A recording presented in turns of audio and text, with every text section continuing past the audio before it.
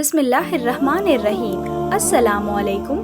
حضور اقدس صلی اللہ علیہ وسلم کی تاریخ پیدائش میں اختلاف ہے، مگر قول مشہور یہی ہے کہ واقعہ اصحاب فیل سے 55 دن کے بعد 12 ربیع الاول مطابق 20 اپریل 571 ولادت بسادت کی تاریخ ہے۔ اہل مکہ کا بھی اسی پر عمل درآمد ہے کہ وہ لوگ 12ویں ربیع الاول ہی کو شان نبوت کی زیارت کے لیے جاتے ہیں اور وہاں میلاد شریف کی محفلیں منعقد کرتے ہیں۔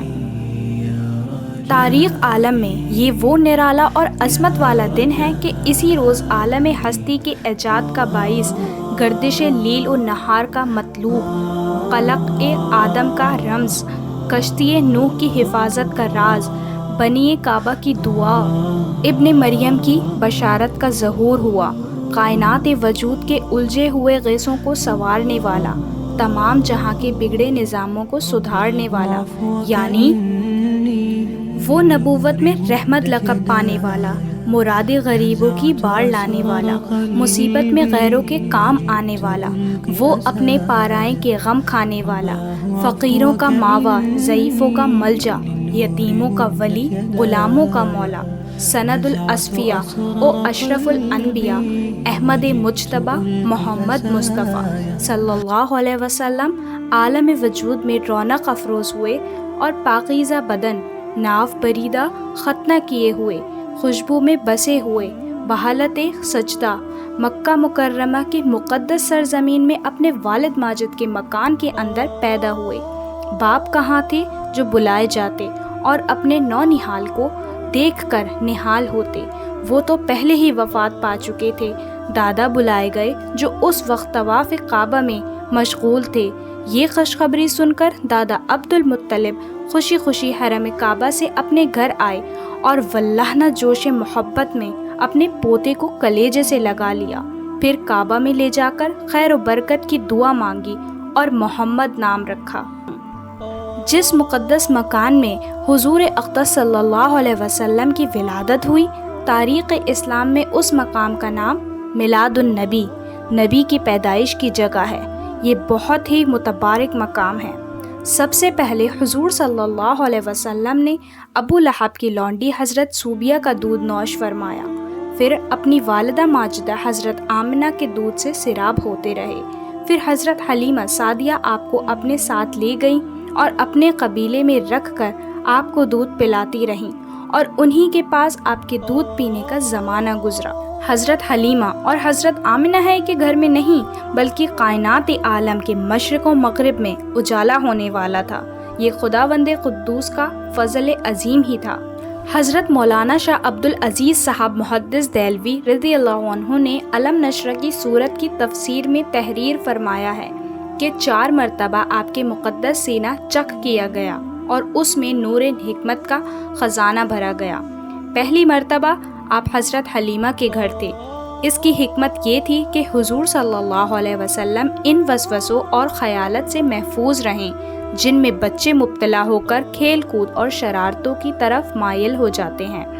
دوسری بار 10 برس کی عمر میں ہوا تاکہ جوانی کے پرعشوب صحوتوں کے خطرت سے آپ بے خوف ہو جائیں۔ تیسری بار غار حرا میں شق صدر ہوا اور آپ کے قلب میں نور سکینہ بھر دیا گیا تاکہ آپ وحی الہی کے عظیم و غران بار بوجھ کو برداشت کر سکیں۔ چوتھی مرتبہ شب معراج میں آپ کا مبارک سینہ چک کر کے نور حکمت کے خزانوں سے معمور کیا گیا تاکہ آپ کے قلب مبارک میں اس وسوات اور صلاحیت پیدا ہو جائے کہ آپ دیدار الہی کے تجلیوں اور کلام ربانی کے ہباتوں اور عظمتوں کے متاہل ہو سکیں۔ حضرت حلیمہ کا بیان ہے کہ آپ کا جھولا فرشتوں کے ہلانے سے ہلتا تھا اور آپ بچپن میں چاند کی طرف انگلی اٹھا کر اشارہ فرماتے تھے تو چاند آپ کی انگلیوں کے اشاروں پہ حرکت کرتا تھا۔ سبحان اللہ۔ جب آپ کی زبان کھلی تو سب سے اول جو کلام آپ کی زبان مبارک سے نکلا وہ یہ تھا۔ بچوں کی عادت کے مطابق کبھی بھی آپ نے کپڑوں میں بول و برز نہیں فرمایا بلکہ ہمیشہ ایک معین وقت پر رفع حاجات فرماتے۔ جب آپ اپنے پاؤں پہ چلنے کے قابل ہوئے تو باہر نکل کر بچوں کو کھیلتے ہوئے دیکھتے، مگر خود کھیل کود میں شریک نہیں ہوتے۔ لڑکے آپ کو کھیلنے کے لیے بلاتے تو آپ فرماتے کہ میں کھیلنے کے لیے پیدا نہیں کیا گیا ہوں۔ حضور اقدس صلی اللہ علیہ وسلم کا زمانہ طفولیت ختم ہوا، جوانی کا زمانہ آیا تو بچپن کی طرح آپ کی جوانی بھی عام لوگوں سے نرالی تھی۔ آپ کا شباب مجسم حیا اور چال چلن عصمت و وقار کا کامل نمونہ تھا۔ اعلان نبوت سے قبل حضور صلی اللہ علیہ وسلم کی تمام زندگی بہترین اخلاق و عادات کا خزانہ تھی۔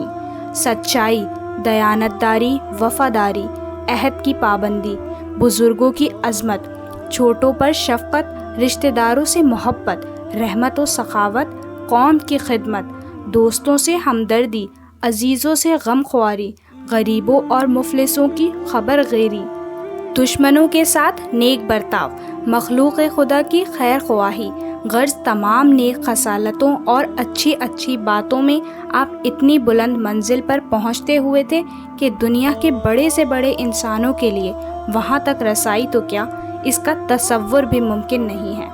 کم بولنا، فضول باتوں سے نفرت کرنا، خواندہ پیشانی اور خوش روئی کے ساتھ دوستوں اور دشمنوں سے ملنا، ہر معاملے میں سادگی اور صفائی کے ساتھ بات کرنا حضور صلی اللہ علیہ وسلم کا خاص شیوا تھا۔ حرص، طمع،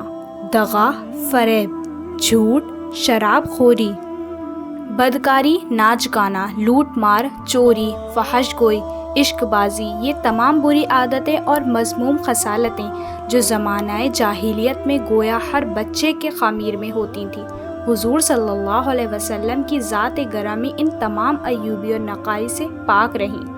آپ کے راست بازی اور امانت و دیانت کا پورے عرب میں شہرہ تھا، اور مکے کے ہر چھوٹے بڑے کے دلوں میں آپ کے برگزیدہ اخلاق کا اعتبار اور سب کی نظروں میں آپ کا ایک خاص وقار تھا۔